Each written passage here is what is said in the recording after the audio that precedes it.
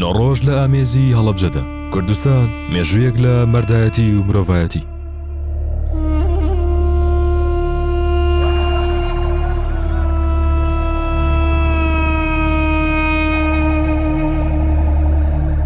ڕوقی تەمەن 11 ساڵانی دانیشتووی کەربەلا بە جانتایەکی پڕ لە خەون و پێکەنین و خۆشحاڵیەوە لەگەڵ خێزانەکەیدا ڕووی کردە کوردستان.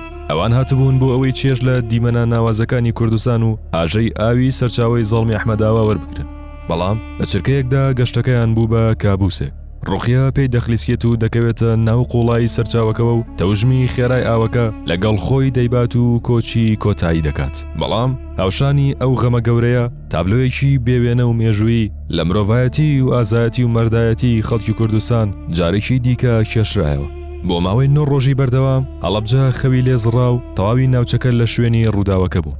شارەکە کە خۆی لە مێژوودا پایتەختی برین و ئازارە ئەمجارە بوو بە سەنگەری بەهاناوەچوون و قوربانیدان. تەواوی خەڵکی هەڵەبجە هەر لە خۆبەخش و دامەزراوەی حکومی و ناحکومی و کەسانی ئاسایی و کاسبکارانی ناوچەکە ژیانی خۆیان خستە مەترسیەوە و بە شەو و بە ڕۆژ لە نێوان تاشە بەردە سەختەکان و لەناو قوڵایی ئاوە سارد و خێراکەدا بە دوای تەرمی ئەو کچە تەمەن 11 ساڵانەیەدا دەگەڕان. لەو ماوە سەختەدا دانیشتوانی ناوچەکە خێزانی ڕوقییان لە ئایمەزی خۆیان گرت. نیانهێشت بۆ چرکەیەک هەست بە نامۆی و بێکەسی بکەن. ماڵەکانیان بۆ کردنەوە، فرمێسکەکانیان بۆ سڕین و بوونە کەناری ئارامی بۆیان. دوای ئەنجامدانی ڕێوڕسمە ئاینیەکان تەرمی منداڵەکە بە ڕێوڕسمێکی شکۆدار و ڕسمی لە هەڵەبجەوە بەڕێکرا. وەفتێکی گەورە لە کەسایەتیە کۆمەڵایەتەکان مامۆستایانی ئاینی و هاوڵاتیانی کورد تەنها بە ماڵاوایی پێش دەروازەی شارەکە نەوەستان.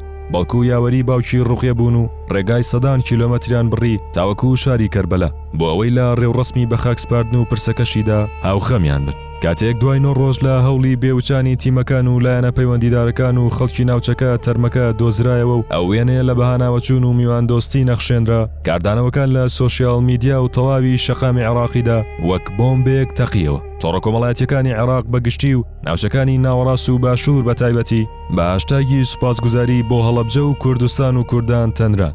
عەرەبەکانی ئەو ناوچانە و کەربەلا بە چاوی پڕ لە فرمێسک و باوەشی گەرمەوە پێشوازیان لە کوردەکان کرد و ڕایان گەیاند کە ئەو هەڵوێستە برینی دڵیانی ساڕێش کردووە. ئەو کارەساتە سەلماندی کە کاتێک سیاسەت مرۆڤەکان لە یەک دوور دەخاتەوە، مەردایەتی و میواندۆستی کورد پردێک لە سۆزی ڕاستەقینە لە نێوان هەڵەبجە و کەربەلادا بنیاد دەنێت کە هیچ ئاستەنگێک ناتوانێت تێکی بشکێنێت. ڕوقیە گیانی لەدەستدا، بەڵام ناوی بوو بە سیمبولی پێکەوە ژیان و جارێکی دیکەش میواندۆستی و مرۆڤایەتی کورد لە جیهاندا دەنگی دایەوە.